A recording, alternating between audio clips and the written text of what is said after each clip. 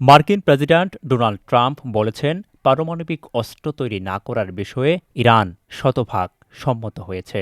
সাম্প্রতিক সংঘাতের পর ওয়াশিংটন শক্তিশালী অবস্থান থেকে তেহরানের সাথে আলোচনা করছে। তিনি দাবি করেন, হরমুজ প্রণালী খোলা হয়েছে।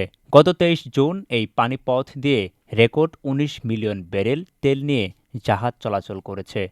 ট্রাম্প আরও বলেন, যুক্তরাষ্ট্র ইরানের জন্য আমেরিকান গম, সয়াবিন ও ভুট্টা কিনতে মুক্তিপ্রাপ্ত কিছু ইরানি তহবিল ব্যবহার করবে এবং মার্কিন বাহিনী ইরানের সামরিক বাহিনীর উপর বিধ্বংসী ক্ষতি করেছে বলে তিনি তার দাবি পুনর্ব্যক্ত করেন।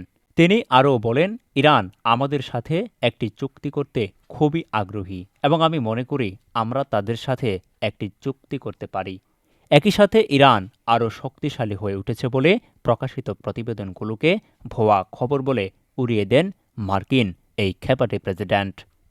সালমান সেলিম, পপুলার 24।